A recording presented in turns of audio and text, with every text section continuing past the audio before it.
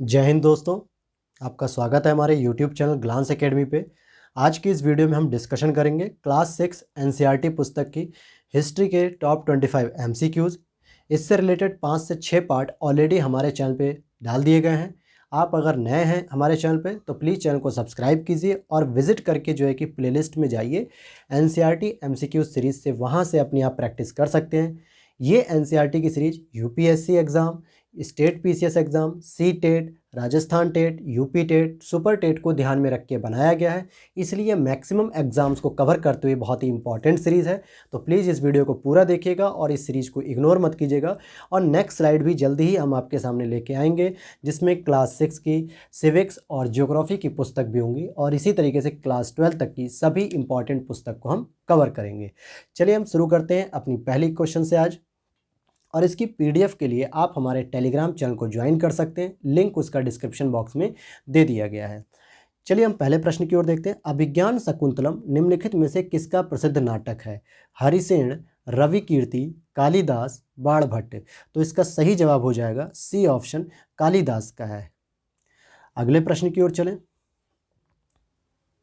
लगभग 1500 वर्ष पूर्व बने मेहरौली के लौह स्तंभ में आज तक जंग नहीं लगी हुई है। अद्भुत लौह स्तंभ निम्नलिखित में से कहाँ पर है? तो इसका सही जवाब हो जाएगा दिल्ली। ये दिल्ली में कुतुब मीनार के जस्ट बगल में ही, यानी कुतुब मीनार के कॉम्प्लेक्स में खुले आसमान के नीचे है, और जिसमें अभी तक जंग नहीं लगी है, जो मौर्यकालीन समाज के लौह जो तकनीक थी उसकी जो है कि एक तरीके से पराकाष्ठा या एक तरीके से उसकी गुणवत्ता को सूचित करती है। अगले नेक्स्ट क्वेश्चन देखते हैं। सूची फर्स्ट को सूची सेकंड से मिलाना है। नगर श्रेष्ठी की बात करेंगे तो ये एक तरीके से मुख्य बैंकर के रूप में काम करते थे, और सार्थवाह की बात करेंगे तो ये व्यापारियों के काफिले का नेता होता था, और प्रथम कुलिक की बात करेंगे तो ये मुख्य शिल्पकार होता था, और कायस्थ जो है कि लिपिकों के प्रधान होते थे। इसलिए सी ऑप्शन सही हो जाएगा 3, 1, 4, 2। नेक्स्ट क्वेश्चन देखें। दक्षिण भारत के राज्यों की विभिन्न स्थानीय सभाओं के संदर्भ में निम्नलिखित में से कौन सा सुमेलित है?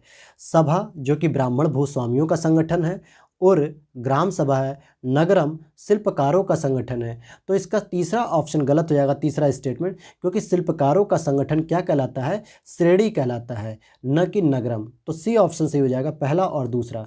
नेक्स्ट स्लाइड पर चलें। इस्लाम के संदर्भ में निम्नलिखित कथनों पर विचार कीजिए और सही कथन की पहचान कीजिए। पैगंबर मोहम्मद ने अरब में इस्लाम नामक नए धर्म की शुरुआत की थी। अगले 100 सालों के दौरान इस्लाम उत्तरी अफ्रीका, स्पेन, ईरान और भारत में फैल गया। अरब नाविक जो इस उपमहाद्वीप का तटीय बस्तियों से पहले से ही परिचित थे, अब अपने साथ इस नए धर्म को भी ले आए थे। तो यहाँ पे तीनों ही स्टेटमेंट सही हैं, इसलिए डी ऑप्शन सही हो जाएगा। अगले प्रश्न की ओर चलें। पूर्व मध्यकालीन आरंभिक हिंदू मंदिरों के संदर्भ में निम्नलिखित कथनों पर विचार कीजिए और कौन सा कथन सही है उनकी पहचान कीजिए। मंदिरों का सबसे महत्वपूर्ण भाग मंडप होता था। मंदिरों में गर्भगृह नाम की एक जगह होती थी। यह एक सभागार होता था जहां लोग एकत्र होते थे। गर्भगृह के ऊपर काफ़ी ऊंचाई तक निर्माण किया जाता था, जिसे हम शिखर कहते हैं। तो तीसरा स्टेटमेंट पूरी तरीके से सही है, इसलिए ऑप्शन हो जाएगा सी सही। लेकिन देखिए, मंडप की जो बात कही जा रही है वो सेकंड ऑप्शन में कही गई है कि यह एक क्या होता था? सभागार होता था, जहाँ पे लोग एकत्रित होकर आपस में चर्चा करते थे, विचार विमर्श करते थे। और गर्भगृह क्या था? ये मंदिर का सबसे महत्वपूर्ण भाग होता था, जहाँ पे देवी देवताओं को स्थापित किया जाता था। नेक्स्ट स्लाइड को देखते हैं। निम्नलिखित में से कौन पुराणों के संकलन से संबंधित नहीं है? तो डी ऑप्शन इसका हो जाएगा मंखक। अगले प्रश्न को देखें। आर्यभट्टियम के लेखक आर्यभट्ट निम्नलिखित में से किससे संबंधित हैं? ज्योतिष, खगोल, गणित। तो इन्होंने तीनों पर ही अपने विचार दिए हैं, इसलिए डी ऑप्शन सही हो जाएगा, 1, 2, 3। नेक्स्ट स्लाइड पर चलें। सूची फर्स्ट में काव्य है और सूची सेकंड में उसके रचनाकार हैं, तो ये सही मिलान करना है। जैसे शिल्पाधिकारम की बात करेंगे तो ये एक तमिल साहित्य है जो कि इलांगो आदिगल के द्वारा लिखा गया है। मणि मैखले की बात करेंगे तो शीतला सतनार के द्वारा लिखा गया एक प्रेम कथा है ये। और मेघदूत की बात करेंगे तो मेघदूत को जो है कि आपके कालिदास जी ने लिखा है, और रामायण की बात करेंगे तो वाल्मीकि जी ने लिखा है। तो सी ऑप्शन सही हो जाएगा, 4, 2, 3, 1। नेक्स्ट क्वेश्चन को देखते हैं। कागज का आविष्कार निम्नलिखित में से कहाँ हुआ था? तो सही जवाब हो जाएगा चीन।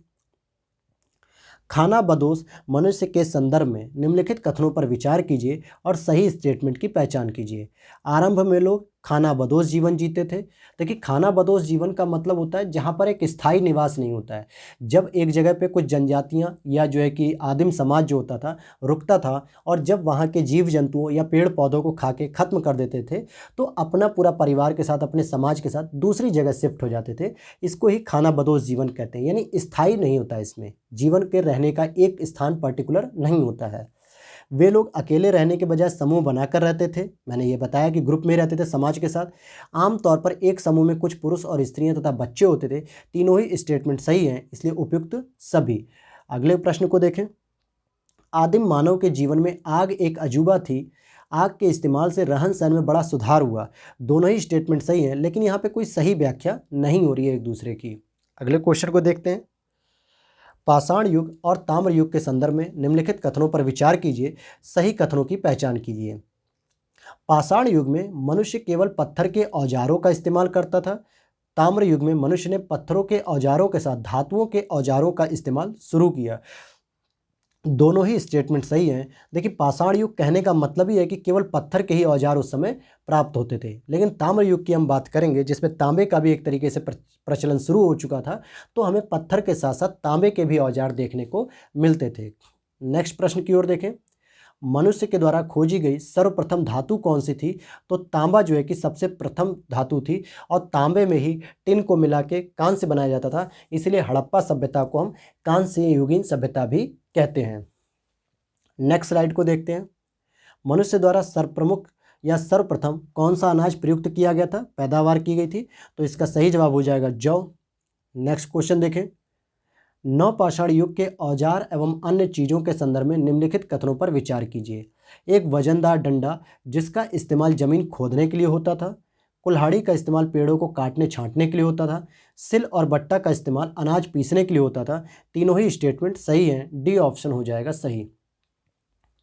ताम्रपाषाण युग के समाज के संदर्भ में निम्नलिखित कथनों पर विचार कीजिए और सही कथनों की। चलिए देखते हैं अगला प्रश्न। ताम्रपाषाण युग के समाज के संदर्भ में निम्नलिखित कथनों पर विचार कीजिए। लोग खानाबदोशी जीवन या खानाबदोशी का जीवन छोड़कर गांवों में रहने लगे थे। गांव का सबसे वृद्ध आदमी ही प्रायः गांवों का मुखिया होता था। तो ये दोनों ही स्टेटमेंट सही है, यानी सी ऑप्शन सही हो जाएगा, क्योंकि पाषाण युग में जब खानाबदोश जीवन था तो धीरे धीरे मनुष्य ने जो है कि कृषि व्यवस्था के साथ साथ जब तांबे की भी खोज की और आग की खोज की, उसका प्रयोग करके मनुष्य एक स्थायी जीवन रहने लगा, अर्थात एक गांव बसा कर रहने लगा जिस पे वो आजीवन अपने जीवन पर्यंत वहीं रहता था। तो यह एक सभ्यता में जो है कि सुधार होता हुआ दिखता है। अगले प्रश्न को देखें। सूची क यानी स्तंभ क को स्तंभ ख से मिलाना है हमें। तो देखिए, इसमें कह रहा है आपसे पाषाण युग की अगर हम बात करेंगे, पूरा पाषाण युग की, तो पूरा पाषाण युग में आग की खोज हुई थी, और नवपाषाण युग में जो है कि फसल काटने के औजार हमें मिले, और ताम्रपाषाण युग में तो तांबा है ही, तो इसलिए डी ऑप्शन सही हो जाएगा 1, 3, 2। नेक्स्ट क्वेश्चन को देखते हैं। आरंभिक मानव के धार्मिक विश्वास के संदर्भ में निम्नलिखित कथनों पर विचार कीजिए। कौन सा कथन सही है, इसको बताइए। आकाश का एक देवता था जो सूर्य को प्रतिदिन आकाश में यात्रा करने की अनुमति देता था। मातृ देवी के रूप में धरती माता की छोटी मूर्तियां बनाई जाती थी और सर्वत्र इनकी पूजा होती थी। तो यह दोनों ही स्टेटमेंट सही हैं, इसलिए सी ऑप्शन इसका सही हो जाएगा। नेक्स्ट स्लाइड पर चलें। सिंधु सभ्यता के सबसे पुराने जिस नगर की खोज हुई और जो रावी नदी के तट पर स्थित था, वो कौन था? तो हड़प्पा था। कहाँ पे? रावी नदी के तट पर। जबकि लोथल किस पर था? तो भोगवा नदी के किनारे था। कौन सी नदी के किनारे था? गुजरात में भोगवा। और यहाँ से एक हमें डॉकयार्ड यानी बंदरगाह भी प्राप्त होता है। नेक्स्ट प्रश्न को देखते हैं। हड़प्पा सभ्यता निम्नलिखित में से किस सभ्यता से संबंधित है? सुमेरियन सभ्यता, सिंधु घाटी सभ्यता, वैदिक सभ्यता, मेसोपोटामिया की सभ्यता। तो बी ऑप्शन सही हो जाएगा, सिंधु घाटी सभ्यता। नेक्स्ट स्लाइड पर चलें। निम्नलिखित कथनों पर विचार कीजिए और कूट के माध्यम से सही उत्तर दीजिए। मोहनजोदड़ो, हड़प्पा, रोपड़, कालीबंगा सिंधु घाटी सभ्यता के प्रमुख स्थल हैं। पहला स्टेटमेंट सही है। मोहनजोदड़ो के मकान में ईंटों के बने होते थे, उनकी दीवारें मोटी और मजबूत होती थी। दूसरा भी सही है। मोहनजोदड़ो के निचले नगर में सड़कें सीधी जाती थी और एक दूसरे को समकोण पर काटती थी। तीसरा स्टेटमेंट भी सही है, तो डी ऑप्शन सही हो जाएगा, उपयुक्त सभी। नेक्स्ट क्वेश्चन को देखें। हड़प्पा संस्कृति की स्त्रियों के वस्त्र एवं आभूषण के संदर्भ में निम्नलिखित कथनों पर विचार कीजिए। सही कथन की पहचान कीजिए। स्त्रियां छोटा घाघरा पहनती थी जो कमरबंद से कसा रहता था। स्त्रियों को अपने केस तरह तरह के संवारने का शौक था। स्त्रियां कंगन और हार भी पहनती थी, अर्थात आभूषण भी पहनती थी। तीनों ही स्टेटमेंट सही है, इसलिए डी ऑप्शन इसका सही हो जाएगा, उपयुक्त सभी। नेक्स्ट स्लाइड पर चलें। मोहनजोदड़ो से प्राप्त मोहरों के संदर्भ में निम्नलिखित कथनों पर विचार कीजिए। ये स्टेटाइट या पत्थर की बनी चपटी आयताकार मोहरें होती थी। मोहर के एक तरफ सांड या सींग, एक सींग वाला पशु या एक हाथी या किसी दृश्य की आकृति होती थी। तो दोनों ही स्टेटमेंट सही हैं। हड़प्पा सभ्यता में सामान्यतः आपको वर्गाकार भी मोहरें देखने को मिलेंगी। वर्गाकार मिलेंगी, बेलनाकार मिलेंगी, आयताकार भी मिलेंगी, और ये सेलखड़ी की बनी होती थी। नेक्स्ट स्लाइड पर चलते हैं। सिंधु घाटी सभ्यता का स्थल जहां खुदाई में एक डॉक या नौका गोदी अर्थात बंदरगाह मिला था, जहां से माल नौकाओं पर लाद कर भेजा जाता था और बाहर से आने वाला माल यहाँ उतारा जाता था, वह स्थल है तो लोथल। हमने बताया कि लोथल की ही बात हो रही है, जो कि गुजरात में भोगवा नदी के किनारे स्थित था। और यह सिंधु घाटी सभ्यता के लिए जो इराकी सभ्यता यानी मेसोपोटामिया सभ्यता यानी अरबियन कंट्री या अरबियन देश से जो सामान आयात किया जाता था, उसके लिए ये बंदरगाह के रूप में कार्य करता था। तो ये थे आपके टॉप 25 MCQs। चलिए मिलते हैं आपको नेक्स्ट वीडियो में। इसी के साथ जय हिंद।